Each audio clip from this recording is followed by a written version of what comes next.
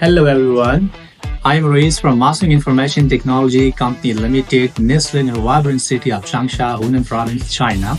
Today I have bring for you a very special printer. The model of this printer is FPT305. This printer can be used for a variety of purposes, especially it is used as a panel printer in different kiosk machines. This printer works at a speed of 250 mm per second, and we can easily open the printer from here to show you the internal structure of the printer, which you can see in this printer inside. It's called thermal paper. The size of the paper is 80 mm. You can also use 58 mm paper size as well. This is the interface of the printer. Here is the power, and here is the USB attached to the printer.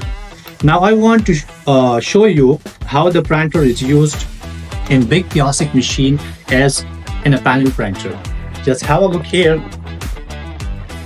We can use this printer in different wall hanging self-service machine, just like here, just like you can see in this machine, just like here.